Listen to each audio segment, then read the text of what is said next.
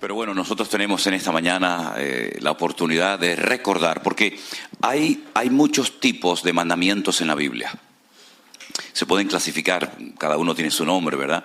Hay mandamientos que entran dentro de la lógica, ¿sí?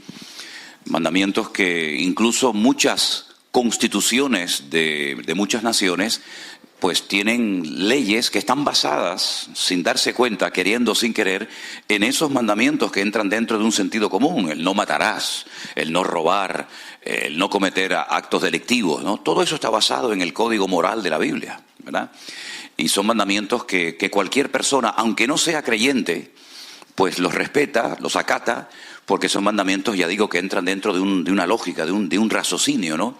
La Biblia dice en Romanos capítulo 12 que Él es nuestro culto racional, si no es algo que se nos va de la mano, algo descontrolado, sino que en todo momento la razón, la mente funciona, y hay muchos mandamientos en la Biblia que tienen que ver con el respeto de los hijos a los padres, etcétera, que ya digo, entran dentro de una lógica. Luego hay otra clasificación no tan extensa como esta que les acabo recién de mencionar, que son mandamientos que no tienen en principio una razón de ser. Uno dice, ¿y por qué Dios mandó esto? No hay una explicación lógica, no hay una explicación coherente. Hay algunos mandamientos, sobre todo en el Antiguo Testamento, que podríamos meterlos en esta clasificación, pero son mandamientos que Dios los mandó para probar la obediencia de su pueblo. Porque cuando obedecemos y estamos de acuerdo con lo que se nos ordena, es fácil obedecer. Pero cuando se nos manda, cuando se nos exhorta a cumplir con algo que no entendemos, ahí es donde entra realmente la obediencia y el sometimiento y el fiarnos del Señor, que el Señor sabe siempre lo que hace, ¿verdad? Por ejemplo, uno de esos mandamientos en el Antiguo Testamento consistía en no comer carne con productos lácteos. Por ejemplo, si usted va a Israel, usted no puede pedir nunca, después de tomar un filete de carne, un café con leche, porque está totalmente prohibido. Le cerrarían el bar inmediatamente, el restaurante, a una persona que sirviera, después de comer carne, leche, ¿verdad? Está prohibido la mezcla de productos lácteos, tanto en el postre como el café, con la carne. Pero luego hay otros mandamientos que son muy bonitos, que son mandamientos que el Señor los dio para recordar. Y ahí entran las famosas fiestas. La fiesta de la Pascua, pues es una fiesta para recordar, según el contexto judío, la liberación de la esclavitud de Egipto. Y todos los años celebran la fiesta de la Pascua, y ahora hablaremos un poquito más de ella, porque de ahí arranca esta celebración, ¿verdad? Luego, 50 días más tarde, tienen una fiesta que se conoce con el nombre de Pentecostés, la fiesta de la semana, Shavuot, donde ellos recuerdan que 50 días después de haber salido de la esclavitud en Egipto, al pie del monte Sinaí, el pueblo de Israel recibió un regalo, la Torá, la ley. Al finalizar casi el año, ya llegando cerca del mes de octubre, tienen una fiesta de obligatorio cumplimiento, que es la fiesta de los tabernáculos o la fiesta de Sucot, donde ellos recuerdan que fueron peregrinos en el desierto durante 40 años. Y hay muchos mandamientos que son para recordar. Así que estas son las tres grandes clasificaciones de los mandamientos en la Biblia. Mandamientos que entran dentro del sentido común, de la lógica, mandamientos que son para obedecer, aunque no los entiendas, y mandamientos que son para recordar. El Señor Jesucristo nos dio el mandamiento. Yo quiero que, si tienen su Biblia a mano y quieren venir conmigo, en la última cena, Él repartió el pan y el vino a sus discípulos. Recuerden que la noche que el Señor fue entregado, recuerden por favor que la noche que el Señor Jesucristo participó de la Santa Cena, esa misma noche lo prendieron y lo llevaron, bueno, primeramente a la casa de Anás y Caifás, después a la fortaleza de la Antonia, donde vivía el gobernador de la región de Judea, Poncio Pilato, y así estuvo, como decimos por allá, del tingo al tango, llevándolo de un sitio a otro, ¿verdad?, hasta que finalmente lo condenan a muerte. Esa noche que el Señor fue entregado era la noche de Pesaj, la noche de la Pascua, ¿vale? Los judíos recordaban y siguen recordando hasta el día de hoy uno de los mayores acontecimientos de la historia. Y fue como el Señor sacó a casi 2 millones de personas de un pueblo del yugo de un imperio terrible, como era el imperio de los egipcios, ¿verdad? Del cual nunca iban a salir, todos iban a ir muriendo lentamente, a menos que el Señor hiciera una intervención milagrosa, cosa que ocurrió.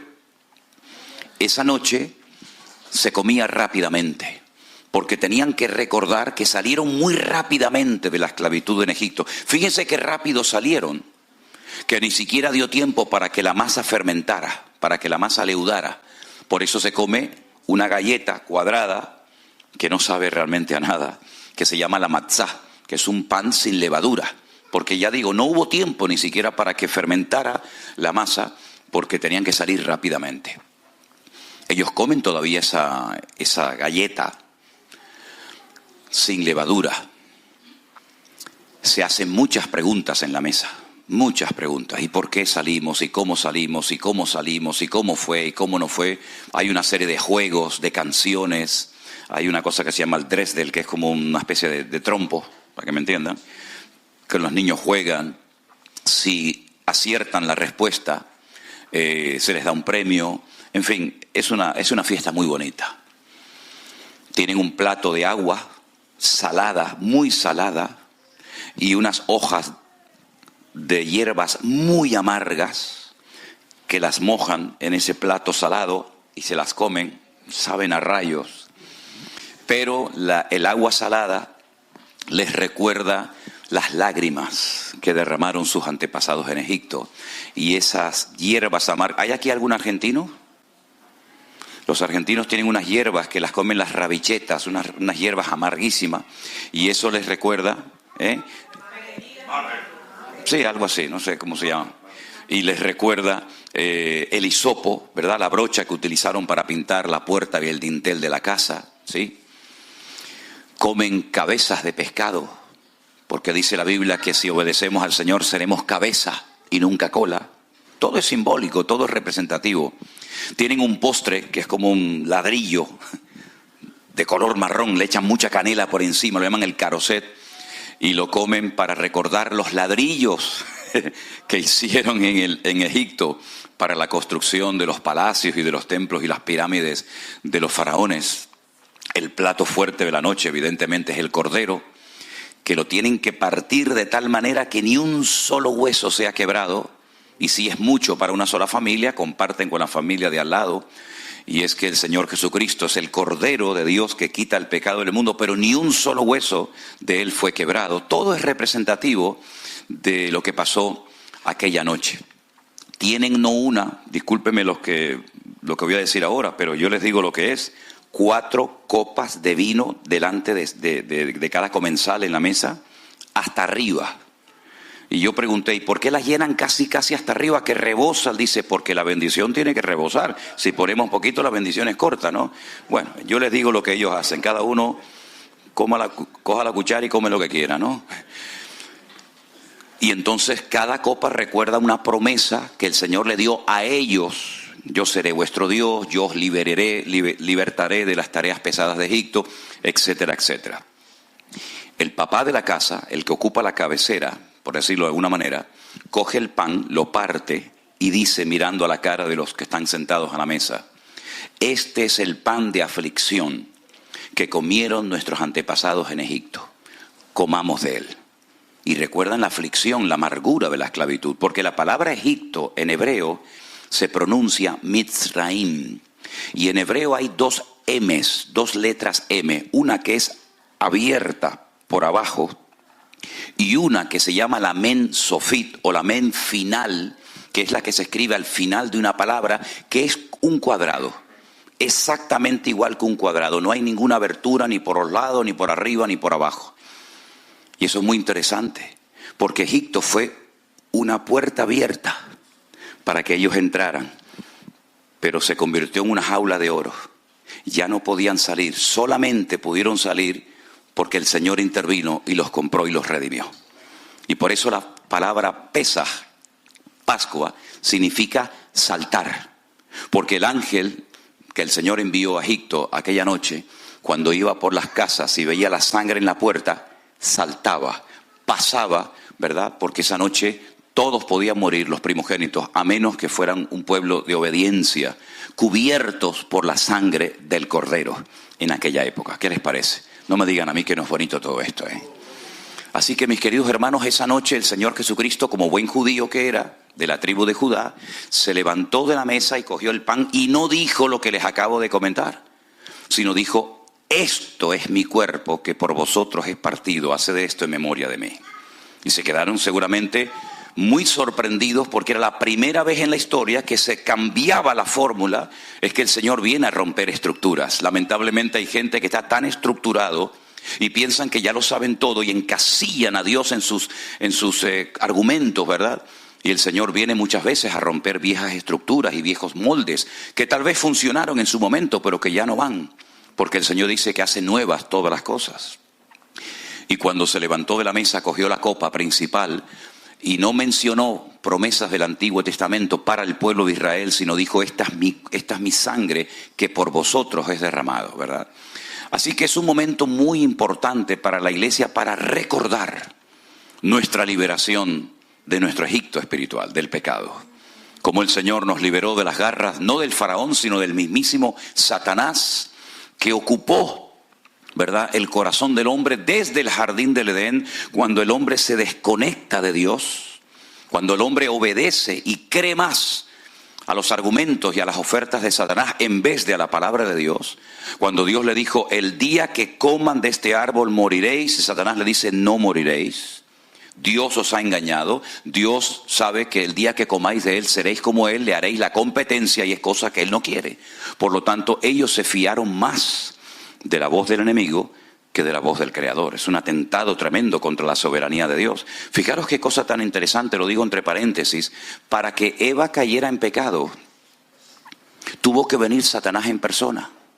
Satanás en persona solamente ha tentado a dos personas: al Señor Jesucristo y a la mujer. Pero para hacer caer al tontorrón de Adán, con Eva fue suficiente. Ahí queda eso. ¿Qué les parece? Tremendo, ¿eh? La Santa Cena nos hace recordar el amor de Dios derramado en la cruz por nosotros. Pero también nos hace recordar que nuestro Señor Jesucristo viene pronto. Porque dice: haced esto en memoria de mí hasta que yo venga. Luego el Señor volverá otra vez. Y cada día falta menos para que el Señor retorne a este mundo. Y esa es la bendita esperanza de la iglesia, que nuestro Señor Jesucristo no se ha olvidado de nosotros. Y dice ya que en aquellos siglos algunos decían: ¿dónde está la promesa de su advenimiento? Porque no viene, no aparece. Y entonces Pedro les responde y le dice: el Señor no retarda su promesa, según algunos lo tienen por tardanza, sino que es paciente para con todos, esperando que todos procedan al arrepentimiento. Ese es el único y principal motivo por el cual el Señor todavía no ha venido, porque está esperando que toda la humanidad proceda al arrepentimiento y no se condene por la eternidad. ¿Se da cuenta? Pero también es un momento muy especial para la vida interna del creyente, para la vida interna de la iglesia. Quiero leer algunos versículos en 1 Corintios capítulo 11, donde Pablo descubre una realidad que estaba ocurriendo en la iglesia de Corinto y que estaba afectando a más de uno de los miembros. 1 Corintios capítulo 11, mis queridos hermanos, a partir del verso 27, la palabra del Señor, vamos a prestar atención, nos dice así: de manera que cualquiera que comiere este pan o bebiere esta copa del Señor indignamente, será culpado del cuerpo y de la sangre del Señor.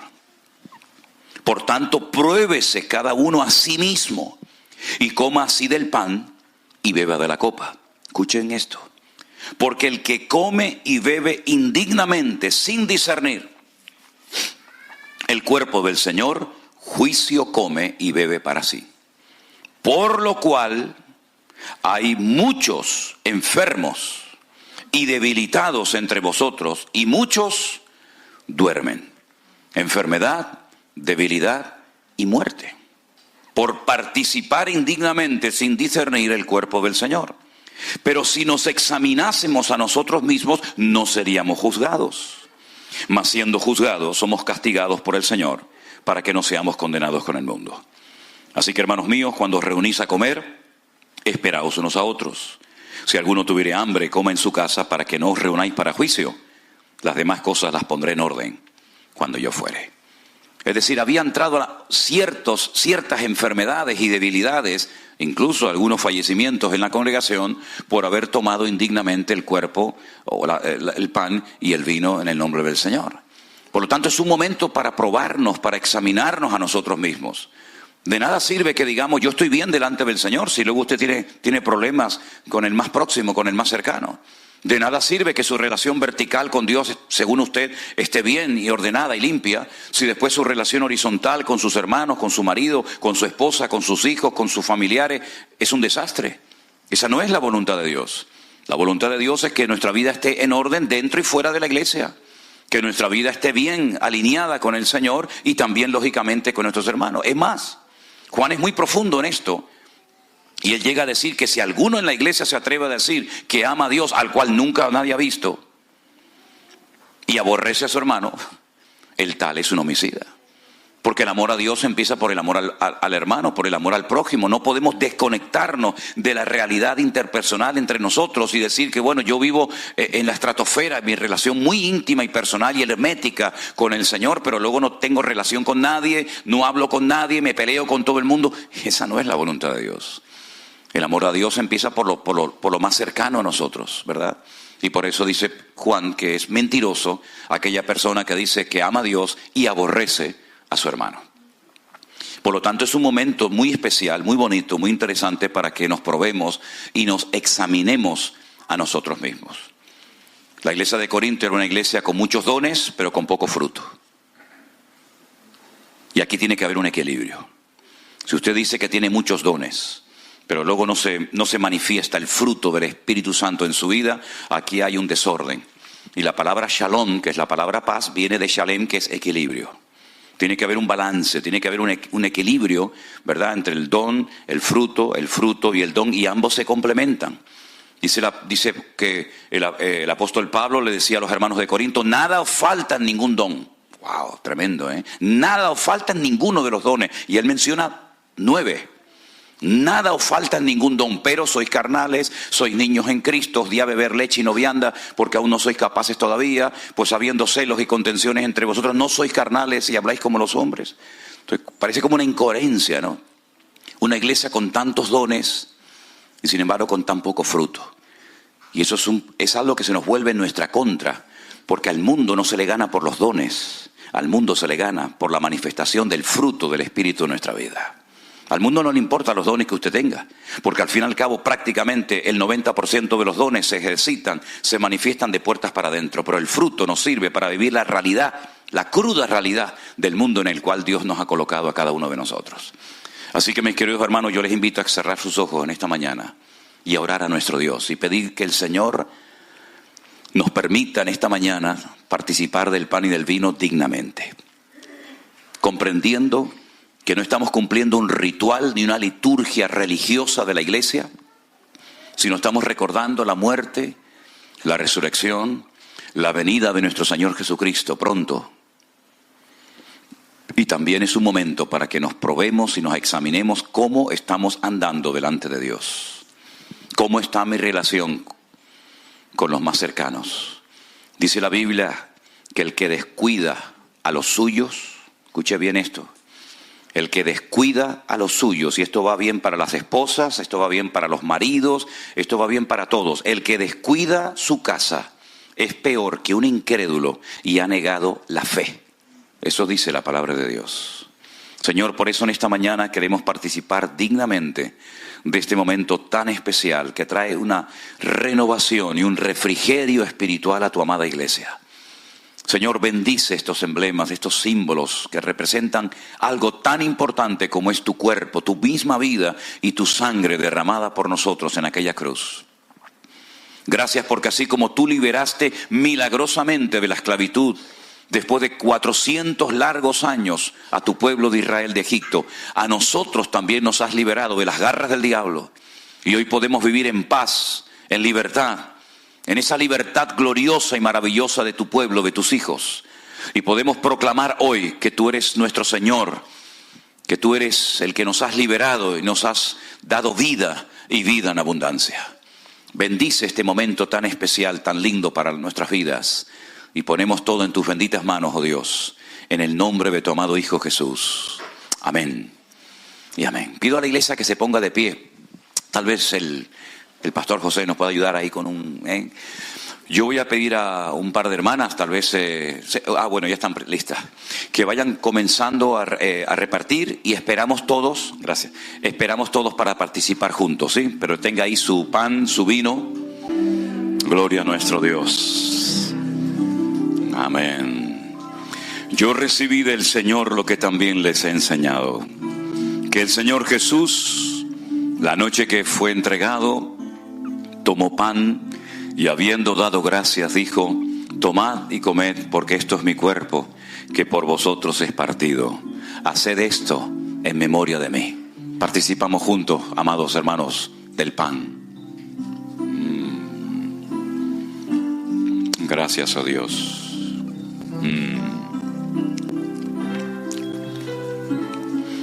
Asimismo tomó también la copa, después de haber cenado, diciendo: esta copa es el nuevo pacto en mi sangre. Haced esto todas las veces que la bebiereis en memoria de mí. Así pues, todas las veces que comiereis de este pan y bebiereis de esta copa, la muerte del Señor anunciáis, hasta que Él venga. Participamos de la copa, queridos hermanos.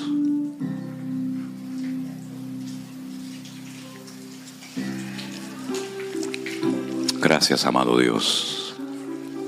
Minutos más tarde el Maestro, nuestro Señor y Salvador Jesús, se fue al huerto de Getsemaní y de rodillas postrado ante el Padre le dijo: Padre, pasa de mí esta copa, mas no se haga mi voluntad sino la tuya. Y esa copa representaba para él muerte, humillación, desprecio.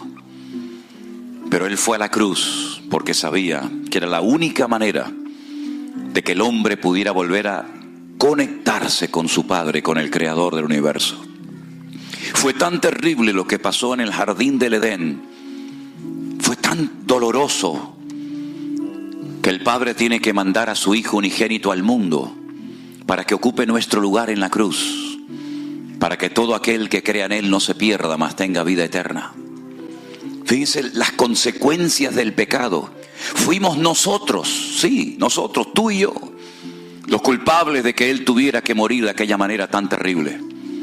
Pero gracias a Él, aquello no quedó simplemente en una manifestación tremenda del amor de Dios, sino que al tercer día se produjo el acontecimiento más glorioso en toda la historia de la humanidad. ¿Saben cuál fue? La resurrección del león de la tribu de Judá. Mataron al cordero, pero el león... ¿Pueden dar un aplauso al Señor en esta mañana? ¡Aleluya! ¡Amén! ¡Amén! Gracias, Señor. Fuerte ese aplauso a nuestro Dios. ¡Aleluya! Te alabamos, te adoramos, Señor. Bendito seas. Bendito sea tu nombre, Señor. Amén. Amén. Pueden tomar asiento, mis hermanos. ¿Cuántas medidas se tomaron para que no saliera de la tumba? Nunca se habían tomado tantas medidas para que un muerto no saliera fuera. 16 soldados romanos armados hasta los dientes para cuidar a un muerto. Un precinto romano que no se podía quebrantar, y si se hacía era bajo pena de muerte. Una piedra de más de 4.000 kilos en la puerta para tapar la tumba para que no saliera. Para un muerto. Yo creo que en el fondo sus enemigos tenían temor de que volviera a la tumba, de que volviera de la tumba a la vida. Y saben una cosa, y quiero que lo tengan esto bien claro. Cuando María Magdalena fue al sepulcro bien temprano en la mañana, dice que la piedra estaba removida. Pero la piedra no se movió para que él pudiera salir. No, la piedra se movió para que ella pudiera entrar.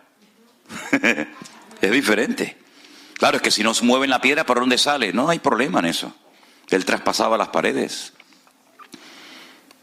Pero dice la Biblia que cuando esta mujer salió corriendo a la casa donde estaban sus discípulos orando o temblando o llorando, le dijo, está vivo, lo he visto. Y salieron corriendo.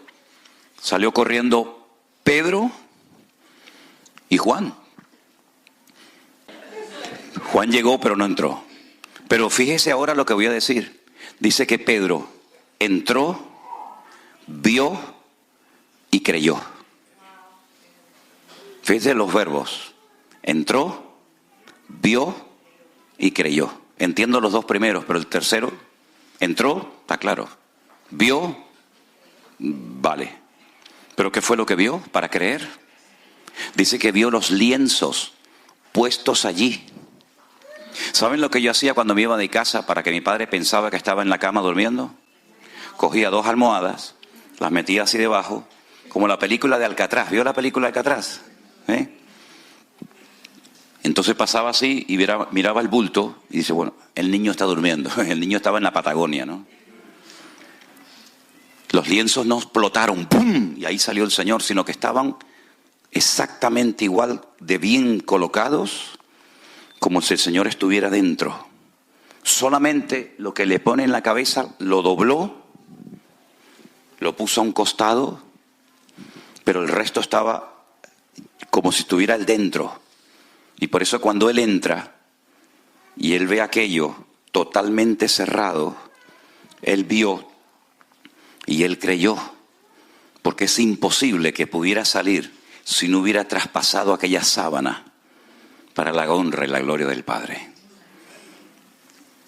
Y no solamente vio eso, sino que cuando entró al sepulcro vio el resto de lo que le amortajaba, bien dobladito, puesto en un lado. Y todo lugar donde hay orden, allí está el Señor. Pero donde hay desorden, Dios no está.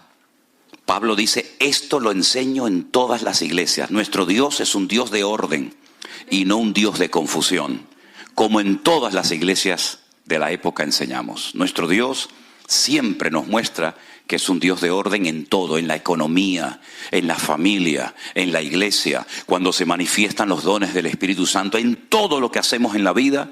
Tenemos que manifestar, tenemos que exteriorizar la esencia de nuestro Dios, que es nada más y nada menos que el orden. Dios puso orden desde el Génesis 1:1 hasta el amén de Apocalipsis. Todo es orden, orden, orden en los sacrificios, orden en los animales, orden en la familia, orden en el tabernáculo, orden en el templo, orden en la iglesia, orden hasta en la gran tribulación puso orden.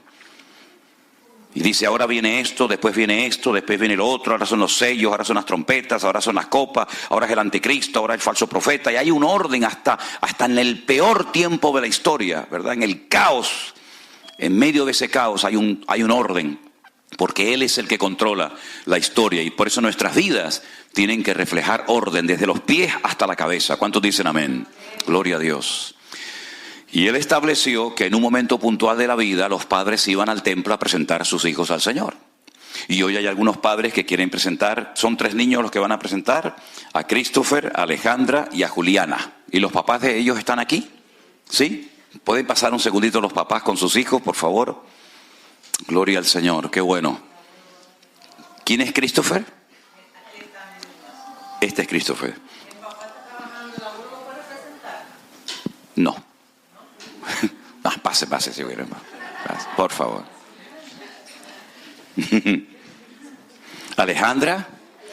Alexandra y Juliana. Ya viene. Ok, gloria a Dios. Qué bueno. Ahí viene Alexandra. O Juliana, perdón. Qué bueno. La responsabilidad de criar a los hijos no es del gobierno, no es del Estado. La responsabilidad de enseñar la palabra de Dios e instruir a los niños desde temprana edad no es de la iglesia, la escuela dominical, ni del colegio, ni de la universidad. La responsabilidad recae sobre los hombros de los padres. Así que, si usted verdaderamente quiere poner en práctica lo que dice la palabra de Dios, tendrá que preguntarse, ¿qué le voy yo a transmitir espiritualmente a mis hijos? Porque el mejor regalo que le podemos dar a los hijos, aparte de ropa y estudios y todo eso, es la instrucción bíblica. Porque con eso usted puede salvar a su hijo por la eternidad. Ahora son niños, ahora juegan y saltan y brincan. Pero llegará el momento cuando tendrán que tomar sus propias decisiones. Y se casarán y tendrán familia. Esa es ley de vida. Pero ahora es cuando se pone la base. Ahora es cuando se pone el fundamento. Y la Biblia dice que 2 hombres se pusieron a construir una casa. Uno la construyó muy rápido. Esas cosas que son muy rápidas a mí me dan miedo, porque las cosas de Dios tienen que ir paso a paso. Como dicen los italianos, piano piano se va lontano, ¿no? Y construyó su casa, y el otro también la construyó. Tardó un poquito más, pero al final las 2 casas estaban levantadas. Ay, amigo, pero cuando sopló el viento, cuando subió el nivel del agua y la lluvia dio con ímpetu contra las paredes de aquella vivienda, una de las 2 se desmoronó. Y literalmente dice la Biblia, y fue grande su ruina. La otra permaneció. La diferencia entre una y otra no eran los muebles, no eran las paredes, no era lo que se veía, sino lo que no se veía. La base de una era arena. Arena. No había fundamento, no había solidez y se desmoronó. La base de la otra casa era la roca. Y la roca es la palabra. La roca es el mismo Cristo, el que le da estabilidad a la familia, el que le da estabilidad a una nación, a un pueblo, el que le da firmeza a una vida, ¿verdad? Por eso dice la palabra de Dios que el que oye la palabra y la olvida y no la pone en práctica es como el hombre que construyó su casa sobre la arena. Pero el hombre, la familia, el hogar, el matrimonio, que pone su vida sobre la roca, sobre la palabra de Dios, dice que es el hombre prudente, el hombre sabio, porque tiene visión de futuro. Hoy podemos sonreír y saltar y brincar y alabar a Dios, pero la vida da muchas vueltas, muchas vueltas. Hay naciones que de la noche a la mañana pasaron de un momento de paz a un momento de guerra. Hay familias que pasaron de una fiesta alegre y gozosa a un momento de tragedia. La vida da tantas vueltas, tantos cambios. Y lo que nos va a mantener firmes, ¿saben lo que es? La palabra de Dios. La presencia del Señor en nuestra vida. Por eso presentar a los hijos al Señor es una bendición, es algo precioso, algo bíblico. Pero tengan en cuenta que la estabilidad y los conceptos y los principios y todo eso lo van a aprender en la casa, que es la primera escuela de la vida.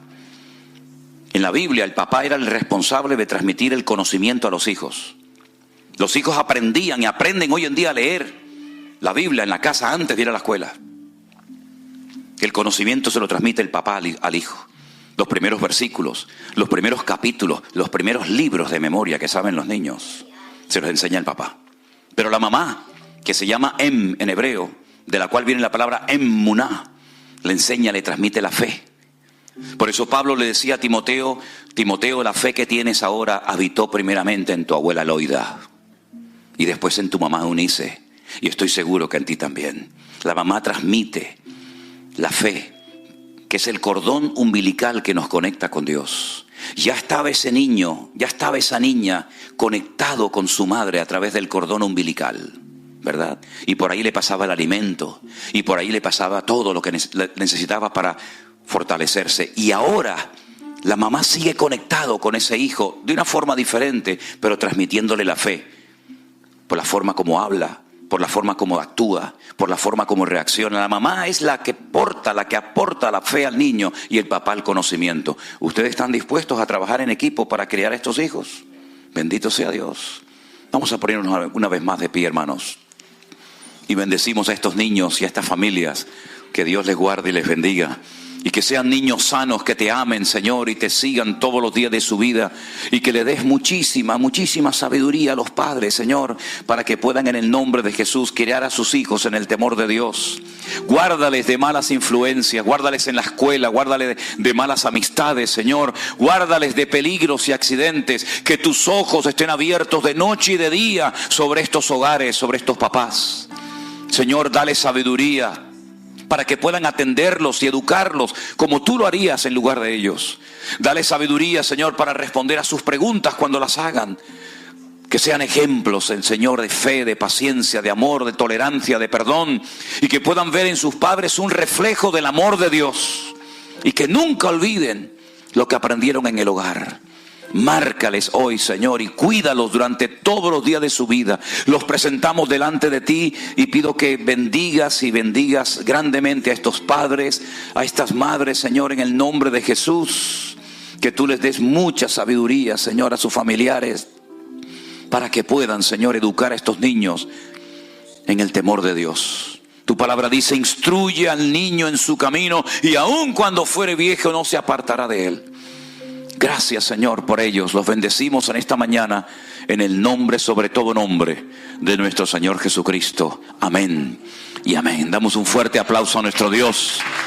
Gente que estamos conociendo, de los niños que estamos orando, las bodas que estamos celebrando. Esto es tremendo. Esto es el ministerio intenso, ¿eh? Aquí no hay descanso. Aquí hay, ¿verdad?, una cosa detrás de otra. Y es que tenemos que aprovechar el tiempo. Me dice la gente: ¿fuiste a Miami de paseo? ¿Fuiste por aquí? Digo, ¿pero cuándo voy a ir, mijo? Si no tengo a veces ni tiempo ni para comer, ¿eh? Pero tampoco hemos venido a pasear, hemos venido a estar con ustedes, a disfrutar, y estamos disfrutando muchísimo. Me decía una hermana, varias hermanas me decían, el otro día cuando estuvimos en la iglesia bautista de allí de Hialeah, me decía: pastor, usted tiene que estar muy cansado. Digo yo: para nada. Cuando llega a España ya es otra cosa. Pero de momento estamos disfrutando y se nota que hay mucha gente orando por todo esto, ¿eh? Se nota muchísimo, pero estamos disfrutando muchísimo. Estamos muy contentos, muy agradecidos al Señor. Y saben una cosa, hermanos, ¿cuánta gente daría lo que fuera por estar sentado hoy en esa silla? ¿Cuánta gente me escribe y me dice: ay, cómo me gustaría estar ahí con ustedes, cómo me gustaría poder saludarlos, cómo me gustaría... Abrí antes un poquito el Facebook en directo, lo hice allá atrás y aquí. Bueno, y eso es una lluvia de gente. Ay, hermanos, saluda a los hermanos, estamos tan contentos, les estamos siguiendo, estamos orando, y así que le agradecemos. Y ahora mismo también hay un montón de hermanas, ¿no?, que están ahí conectadas, ¿no?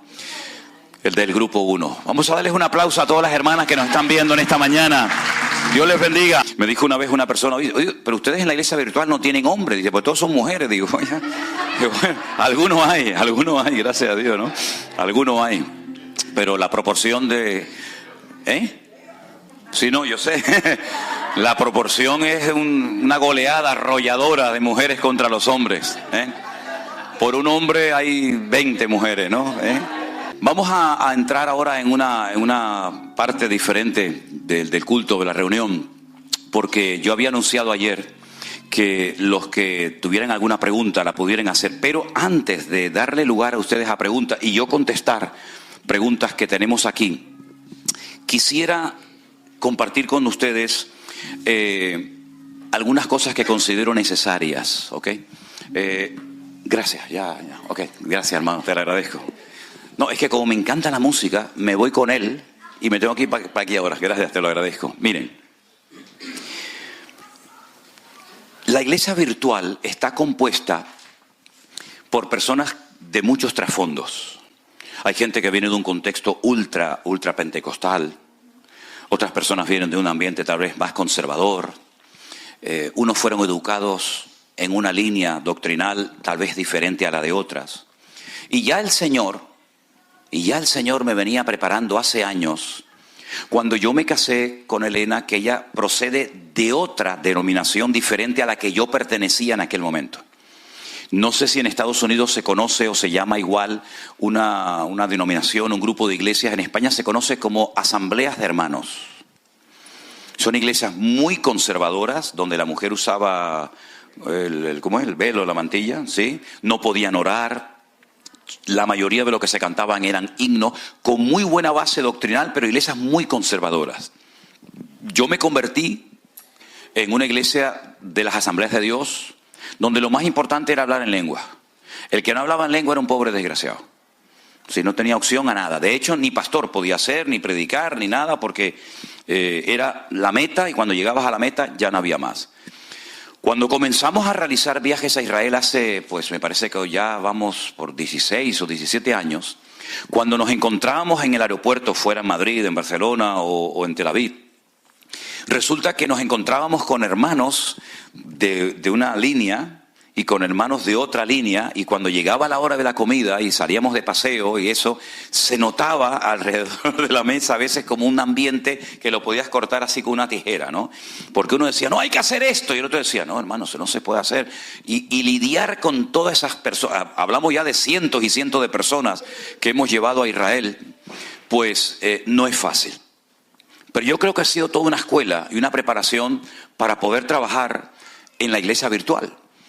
Y a veces lo que yo noto, tanto en la iglesia virtual como fuera de ella, lo que yo noto es que a veces hay términos, hay palabras que para un hermano significan una cosa y para otro hermano significan todo lo contrario, completamente diferente. Y ahí es donde se producen los encontronazos, las chispas, ¿no?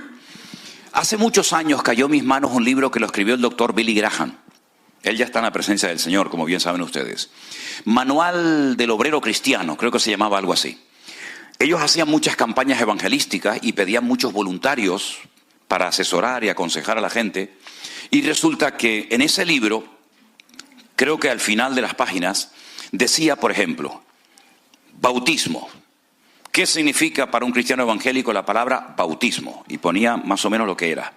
Pero ¿qué significa para un católico el bautismo? ¿De qué estamos hablando? La misma palabra, pero el concepto del católico del bautismo es diferente al de un cristiano evangélico. Y así sucesivamente con muchas palabras. Yo noto que en el mundo evangélico hay frases, hay expresiones, hay palabras que cuando la persona las usa, se está refiriendo a algo completamente diferente a lo que entiende el otro hermano. Entonces lo que yo intento, y espero algún día poder conseguirlo, es que hablemos con términos bíblicos y que no tengamos que recurrir a un léxico que no tiene nada que ver con la Biblia, que se ha metido en el mundo evangélico, pero que no tiene ninguna razón de ser. Por ejemplo, donde yo me convertí en las Asambleas de Dios hace muchos años, el presidente de la obra se le llamaba el superintendente.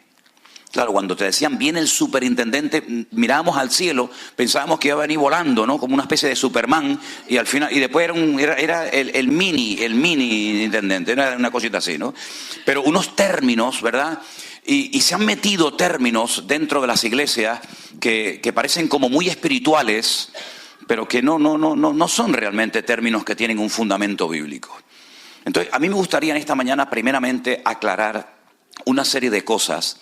Probablemente, no estoy pidiendo disculpas, porque lo que voy a hablar es Biblia y cuando se predica la Biblia no hay que pedir disculpas a nadie. Pero sí quiero decir de antemano que lo más probable es que más de uno de ustedes en esta mañana diga, uy, ¿me está hablando a mí? Yo hablo al conjunto, no hablo particularmente a una persona. Y voy a empezar por la palabra ministerio. Si tuviéramos una batería haríamos el redoble. Ministerio. ¿Qué es tener un ministerio?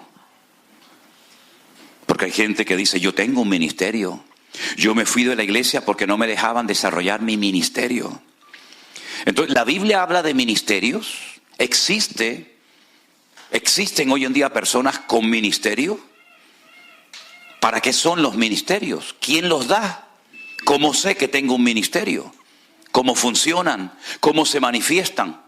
¿Cómo sé que Dios me ha llamado o tengo ese ministerio? Vamos a la Biblia, ¿os parece?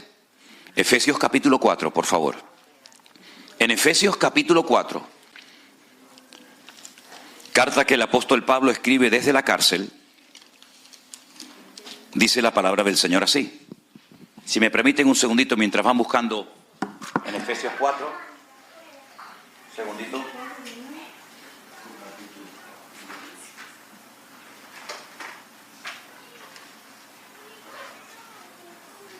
Porque tengo que grabar esto, ¿sí? Entonces lo puedo poner, por ejemplo, por ahí.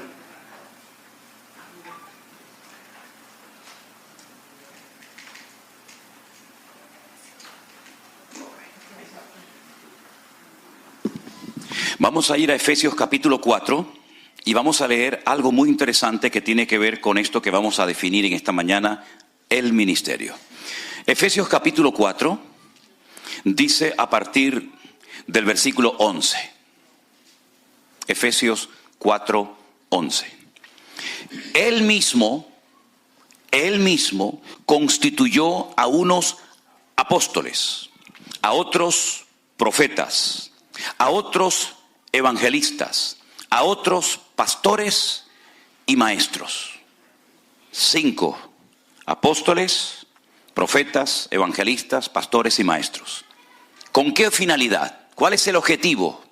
Bueno, para perfeccionar o capacitar a los santos, a los creyentes, ¿para qué?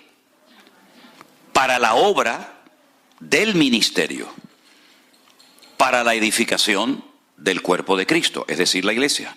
¿Hasta cuándo? Hasta que todos lleguemos a la unidad de la fe y del conocimiento del Hijo de Dios, a un varón perfecto o completo, a la medida de la estatura de la plenitud de Cristo, para que ya no seamos niños fluctuantes, llevados por doquiera de todo viento de doctrina, por estratagema de hombres que para engañar emplean con astucia las artimañas del error, sino que siguiendo la verdad en amor, crezcamos en todo aquel que es la cabeza, es decir, en Cristo, de quien todo el cuerpo, es decir, toda la iglesia, bien concertado y unido entre sí por todas las coyunturas que se ayudan mutuamente, según la actividad propia de cada miembro, recibe su crecimiento para ir edificándose en amor. Los 5 ministerios, los únicos 5 ministerios que la Biblia enseña que existen, los hemos leído en esta mañana. Los apóstoles, los profetas, los evangelistas, los pastores y los maestros. Eso es lo que la Biblia llama y considera ministerios. Si usted está de ujier en la puerta de una iglesia, lo cual es loable y le estamos muy agradecidos, eso no es un ministerio. Eso es una función, es un servicio. Gracias al Señor que usted lo está prestando con todo el amor del mundo y se esfuerza por hacerlo bien y por atender a la gente, porque el ujier que está en la puerta es la primera imagen que se lleva una persona cuando llega a un lugar. Y una de las leyes de Murphy dice: nunca tendrás una segunda oportunidad para dar una primera imagen. Por lo tanto, el ujier es fundamental, porque si el ujier tiene cara de vinagre o está enfadado ese día o sabe Dios qué, ya dice: uy, ¿cómo son toda la gente aquí de rara? No, es él el raro, pero todos los demás somos normales, ¿verdad? Pero no es un ministerio, el ministerio del ujier. No, yo tengo el ministerio de limpiar la iglesia. Eso no es un ministerio, es un servicio, es una función tremendamente importante en la iglesia y necesaria, pero no entra dentro de lo que hemos leído en esta mañana, que se considera un ministerio. Entonces vamos a hablar con coherencia y con propiedad y con madurez. Los ministerios son los que hemos leído en esta mañana. Y lo que salga de esto son funciones, son servicios, son trabajos voluntarios o remunerados, pero no son en sí un ministerio. Entonces, hay gente que me ha dicho en el pasado: bueno, yo me fui de la iglesia porque no podía desarrollar mi ministerio. Y yo le pregunto: ¿y su ministerio, hermana, concretamente cuál era? No, mi ministerio era el de la limpieza. Bueno, hermana, discúlpeme, eso no es un ministerio. Eso, repito, es una función muy importante, pero usted no puede utilizar la palabra ministerio para eso, sino que la palabra ministerio encaja en otro terreno y no precisamente en ese de la limpieza o de cualquier otra cuestión. Estos son los ministerios. Ahora, si usted me dice a mí: yo tengo el ministerio de pastor, eso es un ministerio, ¿verdad? Pero una persona que enseña esporádicamente, imagínense que yo le digo a cualquiera de ustedes: hermano, usted podría el próximo día compartir unos 10 minutitos una enseñanza, un devocional, un pensamiento, ¿ok? Y usted lo hace esporádicamente. Usted no puede decir que tiene el ministerio de la enseñanza. Porque ¿quién es el que reconoce el ministerio? El cuerpo de Cristo, la iglesia, a través del pastor, ¿verdad? Generalmente, le digo, en la mayoría de los casos, cuando alguien tiene algo de parte del Señor, los que primero se dan cuenta son los hermanos que le rodean. Usted no tendrá que ir por la vida diciendo: pastor, yo enseño, pastor, yo canto, pastor, yo sé hacer esto. No te preocupes, que si el Señor te ha dado algo, los primeros que se van a dar cuenta son tus hermanos en Cristo y por supuesto el pastor. Ahora, también hay que decir, y seamos honestos, que hay pastores que no quieren que nadie se levante porque tienen temor a que le quiten el puesto.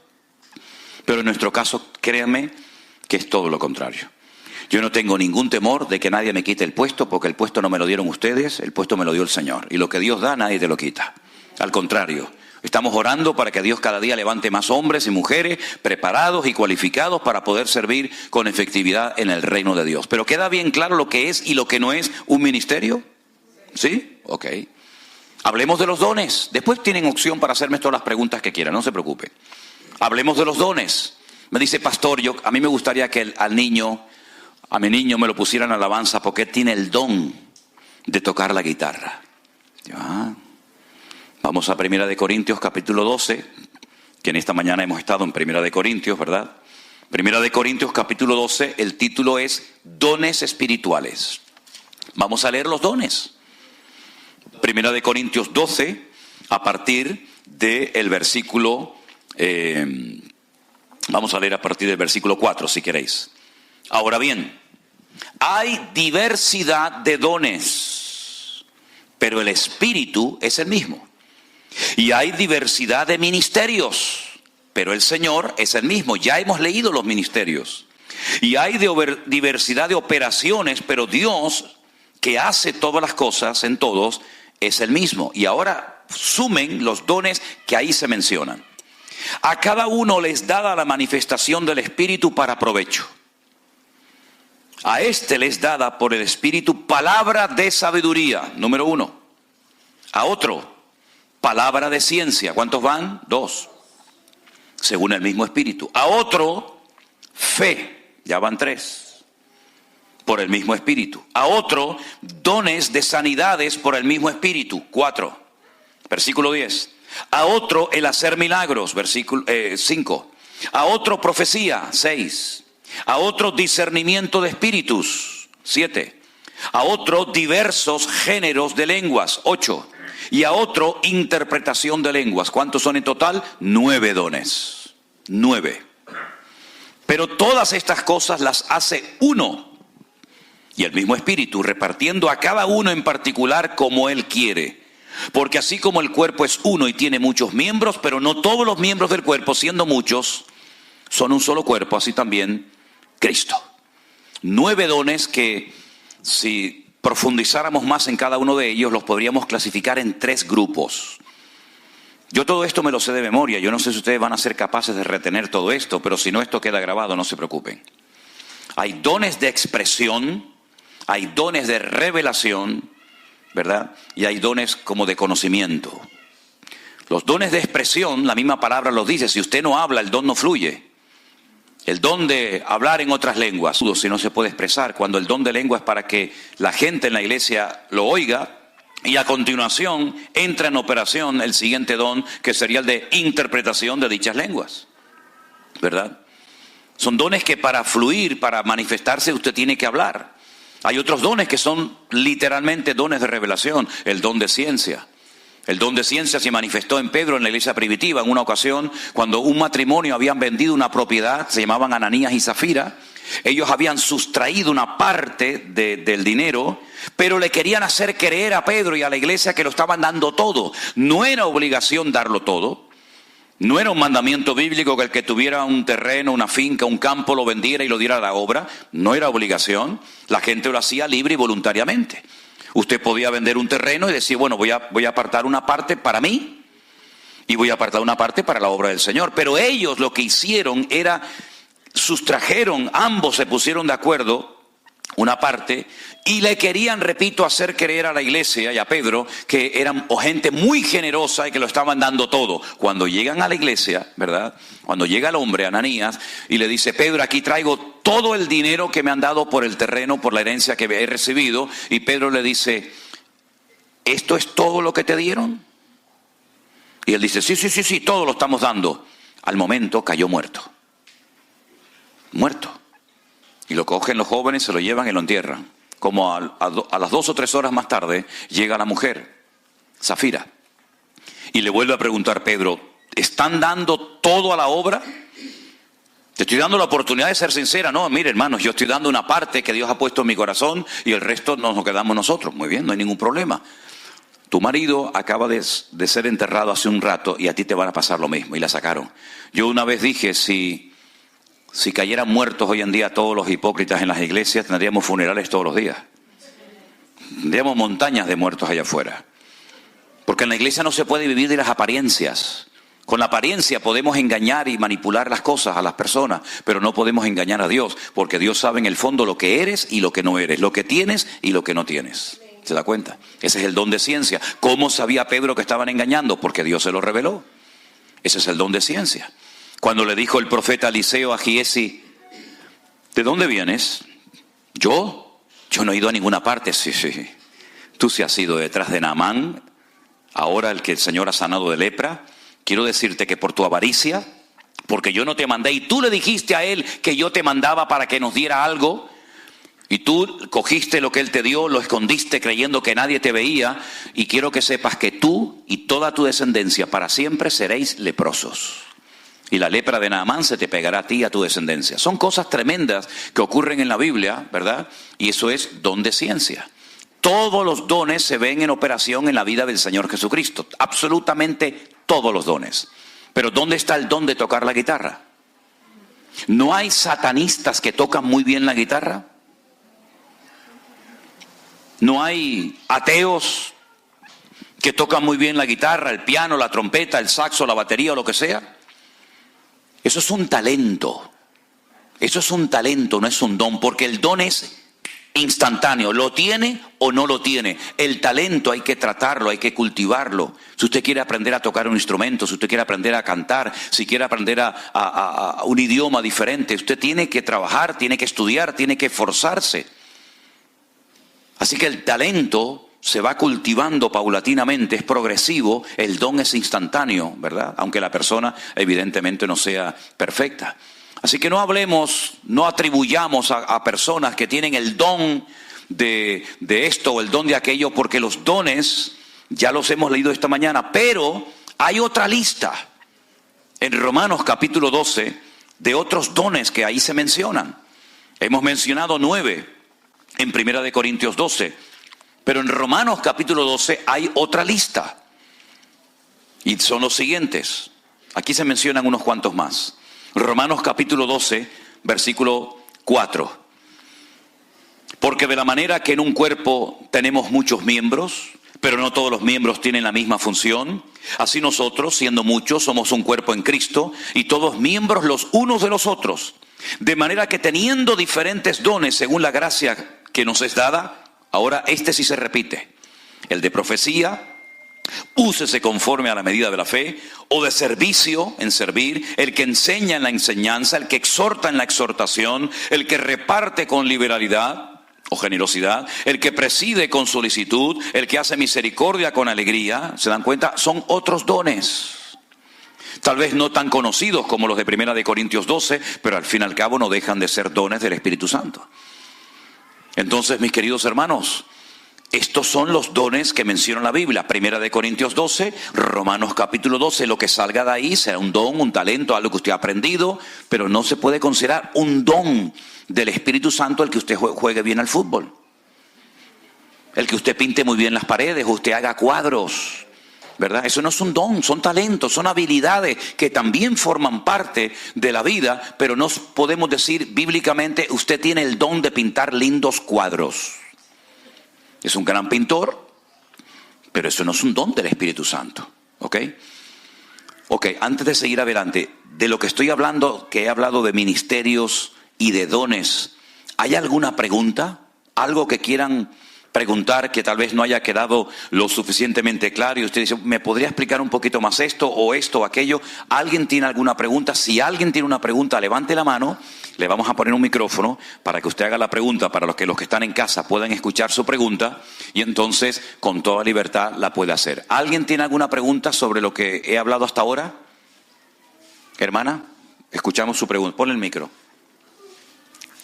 No creo que sea tanto la pregunta. Espera. Un segundito. Dale volumen. ¿Tiene? Sí. ¿Tiene volumen? A ver. Ok. Adelante. Es como una duda que yo tengo, algo que yo veo. Mira, en predicaciones, Sube el volumen, hermano, del micrófono. personas que hablan en lengua cuando están predicando, que de cada 3 segundos se van a hablar en lengua, continúan con la prédica y vuelven otra vez a hablar en lengua y vuelven otra vez y siguen con la prédica. No sé, a mí como que yo lo veo, I don't know. Entonces también noto que fuerzan a veces, hacen los llamados para forzarte, que vayas al frente y forzarte a que hables en lengua. Eso es algo que a mí como que me choca, de que vengan hermanos, pasen adelante, abran sus bocas, empiecen, que ya van a hablar. Y uno, yo me quedo mirando, like, Eso no es bíblico, eso es presión. Y en la iglesia no se tiene que presionar a nadie, a nada. Las cosas en la iglesia fluyen solas por convicción y no por presión. Yo he estado en cultos, yo he presenciado cultos donde la persona que se le dice que tiene que hablar en lengua no habla, y resulta de que entonces le dice, bueno, repita conmigo.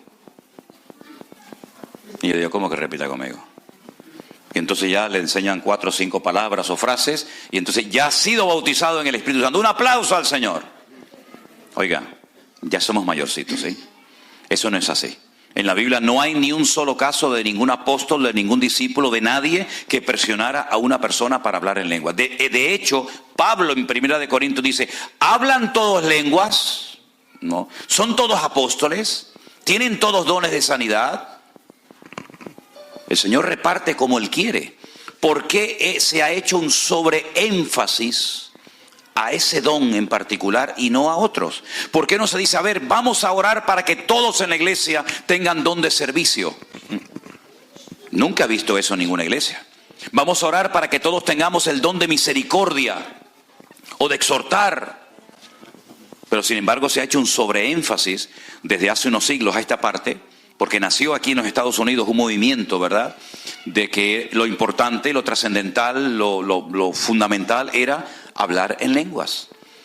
Incluso se llegó, como dije estos días, a crear toda una teología diciéndole y haciéndole sentir sin querer mal a algunos hermanos que si no hablaban en lengua no eran personas lo suficientemente espirituales.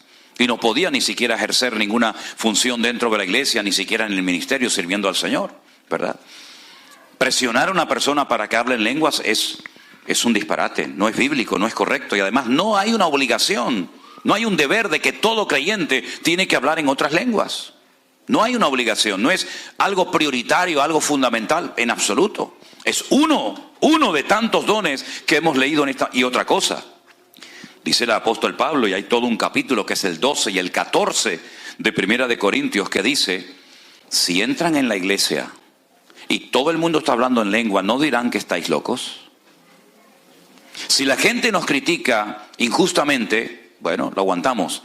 Pero lamentablemente a veces hay iglesias que parecen circos. Y la gente entra y dice, estos son los cristianos. Uno haciendo el pavo, el otro haciendo el pollo, el otro la gallina, el otro saltando, el otro dando vueltas en círculo como si estuviera en trance. Lamentablemente a veces no se da una imagen digna del evangelio, sino parecen personas que están desquiciadas, locas, fuera de sí, que han perdido el control, cuando la Biblia dice, eres nuestro culto racional. Eso no significa que estoy lleno del Espíritu. Muchas veces, mire, yo estaba predicando una vez en una iglesia en Canarias, y mientras predicaba la gente venía corriendo, se tiraban al suelo y empezaban a gritar como locos, a patalear, y yo miraba al pastor para ver si el pastor ponía un poco de orden y me decía, siga hermano, siga. Pero claro, ¿cómo voy a seguir si me están interrumpiendo la predicación? Dios está hablando con su palabra y viene Dios a interrumpir su palabra. Es una incoherencia. Y él decía, es que están cayendo bajo el fuego del Espíritu. Muchos de los que se manifestaban allí no era por el Espíritu de Dios, estaban endemoniados, así de claro como se lo digo. Entonces, ¿cuántas veces por falta de conocimiento, por falta de tacto, por falta de sabiduría, se hacen cosas que uno piensa que están bajo la influencia del Espíritu Santo y son auténticas locuras y entran en carnalidad?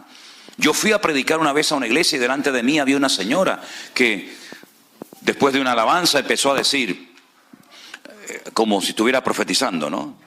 Pueblo mío, así dice el Señor. Bueno, vamos a ver. Dice, ustedes, los pentecostales, son mis favoritos, son los que yo más quiero. Y todo el mundo, imagínate, una iglesia pentecostal, que el Señor diga, entre comillas, que somos que eran los favoritos, imagínate, eso fue como si fuera metido un gol en su equipo de fútbol favorito, ¿no? ¿Cómo que favorito? Si la Biblia dice que Dios no hace acepción de personas. Yo pensaba que el pastor le iba a decir, hermana, se lo diría en público, hermana, disculpe, eso que ha dicho es un disparate, eso no es de Dios. Eso no es de Dios. Pero no le dijo nada. Entonces muchas veces falta tacto, falta sabiduría, falta conocimiento de la palabra, y muchas cosas que se le atribuyen al mover del Espíritu Santo no tienen nada que ver con el mover del Espíritu Santo. Fui una vez a una iglesia y había una persona que estaba haciendo el mismo ruido que una gallina cuando va a poner un huevo. Igual. Y yo decía, bueno, a ver si pone huevo ya de una vez. Y le digo, ¿qué le pasa a este hombre? Y dice, no, es que está bajo el poder del Espíritu Santo. Y el otro haciendo el león, porque estaba imitando al león de la tribu de Judá. ¿Dónde está eso en la Biblia? Son auténticos disparates, y eso es lo que vende, eso es lo popular, eso es lo que a mucha gente le gusta, pero no tiene nada que ver con el mover genuino del Espíritu Santo de Dios, en absoluto, para nada. Además, cuando una persona habla en lengua en la iglesia, tiene que haber interpretación. Dice, si no, calle. Y por turnos, ¿eh? No todo el mundo como locos hablando al mismo tiempo, sino sea por turnos y calle el primero y después el segundo. Si hay un orden, y si no hay orden, Dios no está ahí. Dios se mueve en el orden, no en el caos y en el desorden. Eso es lo que dice la Biblia. ¿Sí? Presionar a una persona para que hable en lenguas, por favor, en absoluto. ¿Alguna pregunta más? Allá, ahí, hermano. También por acá. Adelante. Sí, a propósito de esto, pastor. Sí. No es un partido de fútbol, ¿eh? No. No. A propósito de eso, las primeras ocasiones que fui a una iglesia, el pastor se ponía la mano en la frente, Sí. y la gente se caía. Ajá. Entonces a mí la puse y no me caía. Vale. Me decía, es que no te toca, no tienes el don del Espíritu, no estás sintiendo el don del Espíritu Santo porque no te caes. Yo no me quise caer, o sea, no me caí porque sentí que no estaba tirando. Y eso decía que era un don, el que te tocaran y te cayeras. Yo he leído en esta mañana la lista de los dones del Espíritu Santo y en ningún momento aparece que hay un don que consiste en tumbar a la gente. Ahora, les cuento lo siguiente. Mi padre, cuando era inconverso, nunca en la vida, jamás en la vida, había pisado una iglesia. Él fue a la iglesia, una iglesia evangélica en Las Palmas de Gran Canaria, por primera vez, para darle las gracias a la congregación y al pastor por haber orado por mi hermana, que en aquel momento estaba siendo operada y necesitaba casi un milagro de parte del Señor. Entonces, como mi hermana fue operada, todo salió bien, él fue a la iglesia con un vecino para darle las gracias al Señor, no al Señor, sino al pastor y a la iglesia por haber orado por su hija, punto, ya no vengo más. Cuando mi padre llegó a la iglesia, el culto estaba empezado. Al final de la iglesia había una cruz con una luz por dentro y estaban cantando el antiguo himno en la cruz, do primero vi la luz, ¿verdad? Cuando mi padre entró por el pasillo de la iglesia, mi padre nada más entrar, cayó postrado al suelo llorando por una convicción de pecado espectacular. En aquella época no se caía nadie, ni las moscas se caían. Y él cayó al suelo, postrado, llorando, y ese día mi padre se convirtió, le entregó su vida a Cristo. A los 3 meses o 4 meses nos llevó a todos a la iglesia, todos nos convertimos y nos bautizamos el mismo día. Hay momentos en los que Dios hace cosas tremendas, ¿verdad? Nosotros estuvimos en una iglesia durante años en Tenerife y un día me llamó a mí la máxima autoridad de la ciudad y fui a entrevistarme con él a su despacho. Y estaba allí porque me habían denunciado y fui a hablar con la persona más importante del condado, de la ciudad. Y me preguntó y me dijo, ¿qué hacen ustedes en su iglesia? Y bueno, nos cantamos, predicamos, alabamos a Dios. Y no, mire, hay unos vecinos que viven enfrente de ustedes que cuando ustedes empiezan a cantar y empiezan a orar, ellos en su casa se caen al suelo y entonces ya están cansados de que cada vez que se pongan a orar, ellos se caen al suelo y no pueden ver la televisión, ni pueden...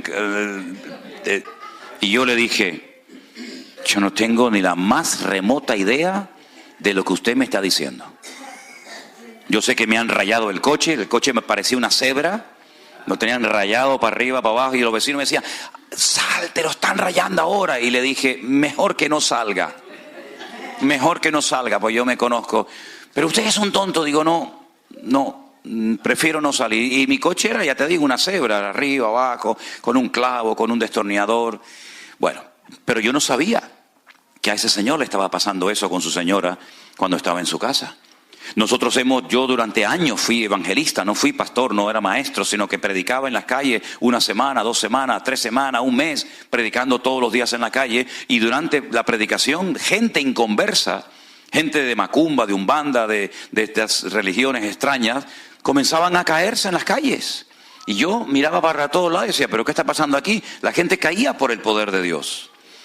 Bueno, pero yo no obligaba a nadie ni empujaba a nadie. Además, para tirarte a ti hay que tener fuerza, porque tiene que estar muy ungido, tiene que estar muy ungido, ¿verdad?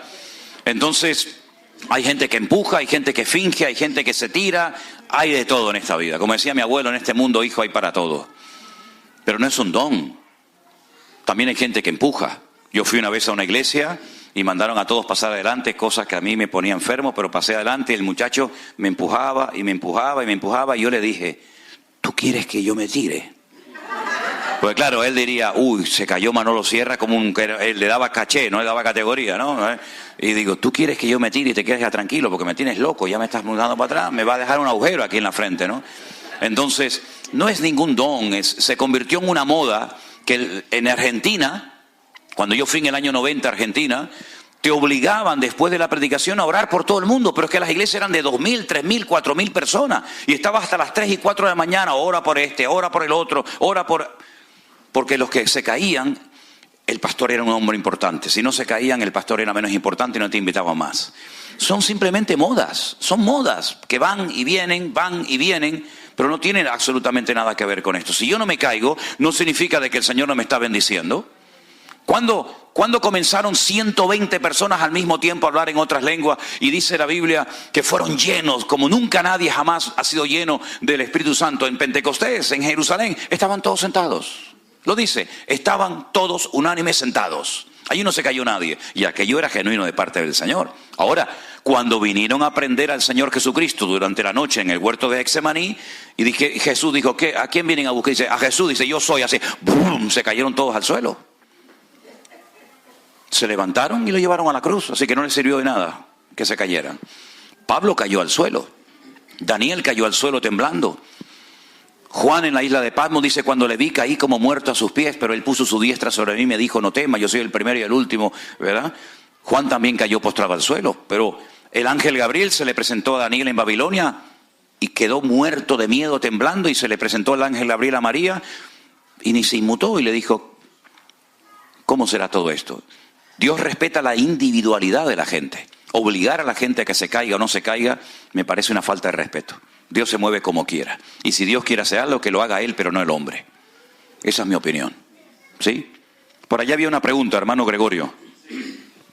Gracias. Necesito clarificación. Romanos 12, 7, donde se dice, sí de servicio en servil, o el que enseña en la enseñanza. Servicio, cuando usted mencionó lo usere, que eso no es un servicio, que eso no es un don anteriormente, o estoy confundido. No, yo no dije que el servir no sea un don, de hecho aquí está como un don. Ok, entonces el que está en una puerta ayudando, eso, dando un servicio, no es un don. Estamos mezclando. Yo dije que no era un ministerio. Okay, Servir es un don, no un ministerio. Ok, ya entendí esa parte. Ahora, generalmente el que tiene el don de servicio, ni él se da cuenta que lo tiene. Pero las primeras personas que se dan cuenta que lo tienen son los hermanos que le rodean. Aquí entre nosotros hay mucha gente que tiene el don de servicio y a lo mejor no se han dado ni cuenta de que lo tienen. Porque es un don que la gente no pide. La gente no pide el don de servicio, la gente te pide el don que se vean. Pulpitis, ¿no? Pulpitis, microfonitis, eso es lo que le gusta a la gente, ¿no? Pero el don de servicio, servir a los demás, es algo maravilloso. La gente lo tiene, le sale espontáneo, no tienes que decirle nada. Es una persona con iniciativa. ¿Saben? Una vez hicimos una pequeña obra de teatro y dije, miren, vamos a explicar de una forma gráfica cómo se manifiestan y operan algunos dones. Encima de la mesa teníamos una torta, pero habíamos puesto una cáscara de plátano en el suelo. Entonces llega la persona y dice, cuidado con esa cáscara de plátano, que el que la pise se va a caer. Cuidado, tengan cuidado que hay una cáscara de plátano que el que la pise se va a caer y se puede romper un brazo o se puede hacer daño. Viene una persona, la pisa, se cae al suelo. Pero enseguida viene una persona con la fregona, con el cubo, con todo, lo recoge, lo limpia, lo deja todo preparadito. Y viene alguien a continuación y dice, la persona que acaba de pasar ahora pisó la cáscara de plátano y se cayó en un ángulo de 45 grados.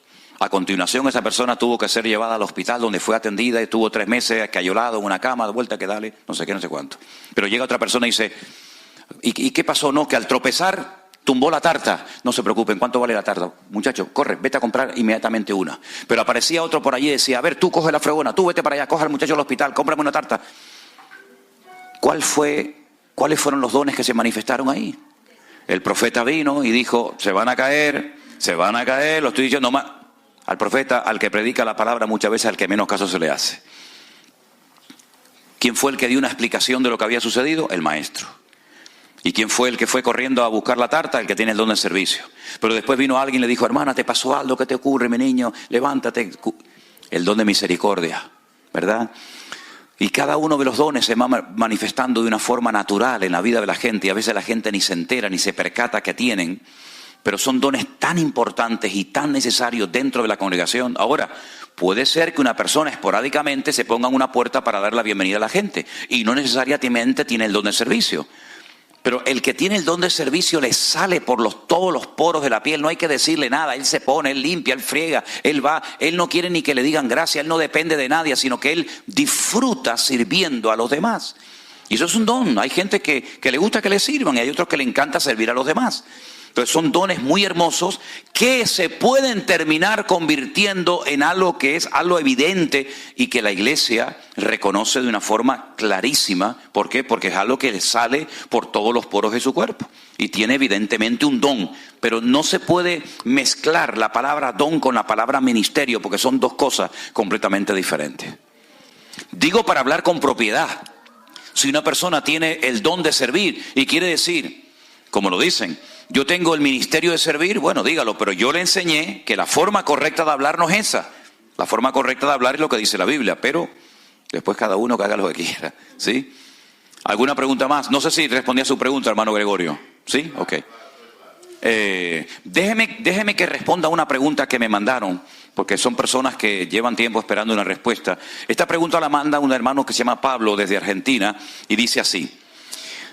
Pastor, un hermano me dijo que Dios no castiga. Pero yo leo, por ejemplo, en la Biblia, en Apocalipsis, en el libro de Hebreos y en otros, en la versión Reina Valera, y veo que Dios sí castiga. ¿Será que se ha traducido mal la Reina Valera? Quedo a la espera de su respuesta. Dios le bendiga y muchas gracias. Mire, hermano Pablo, le digo lo siguiente. No es cuestión de traducción, no es cuestión de versión, es cuestión de conocer el corazón de Dios. Dios, claro que castiga.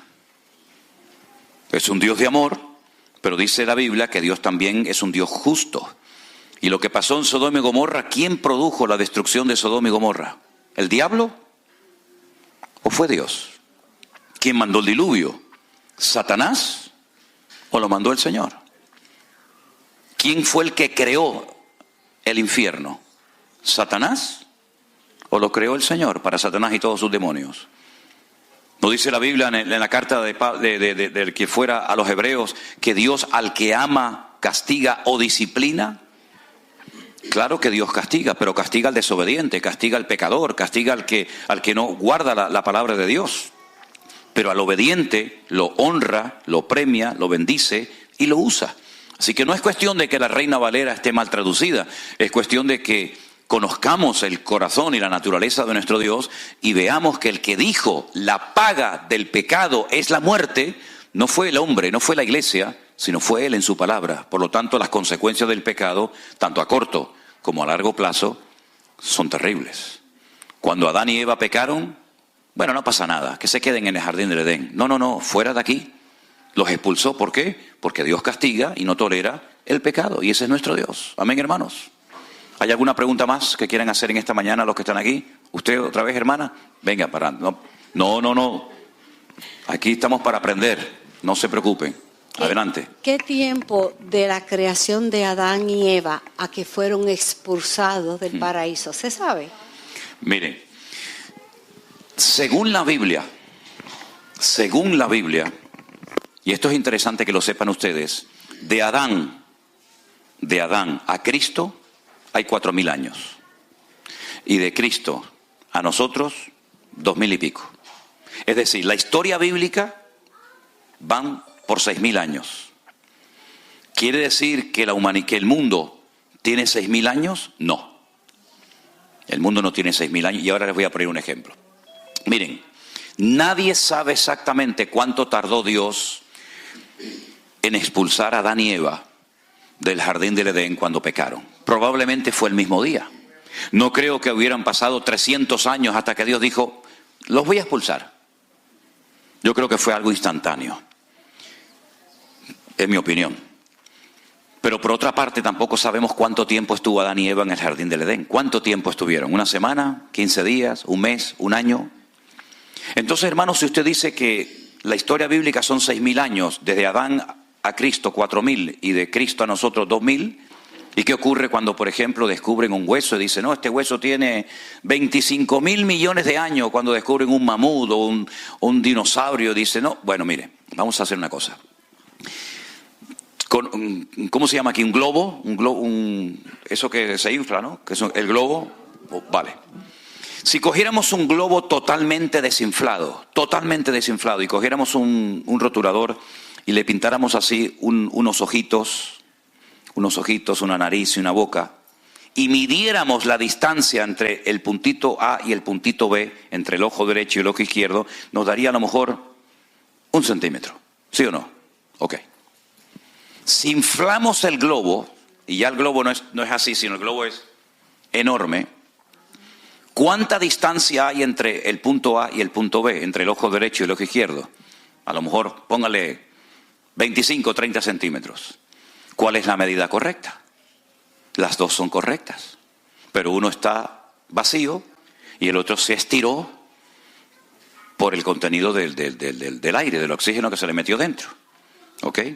La Biblia cuenta la historia desde este punto hasta aquel, pero la Biblia no cuenta la historia desde este punto hasta aquí. El universo se mueve a una velocidad constante.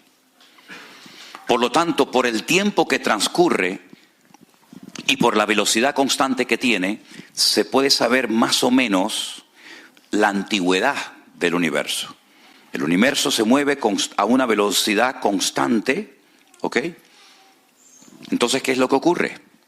Cuando dicen el famoso Big Bang, la famosa explosión del cual salió todo, del cual salió la vida, el hombre está viendo el universo estirado. Y por eso dice, claro, entre este punto y este hay 25.000 millones. Pero Dios en Génesis capítulo 1 te cuenta la historia del globo desinflado, recién creado.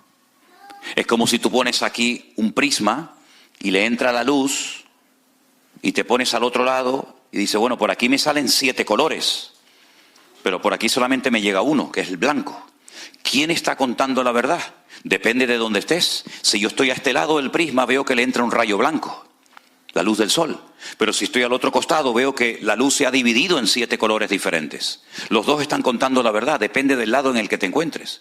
Entonces la ciencia no contradice a la Biblia, ni la Biblia contradice a la ciencia. Simplemente que la ciencia mira el globo inflado, el universo estirado por la velocidad constante, y Dios cuenta todo con el globo desinflado, y por eso la cronología de la Biblia es completamente diferente.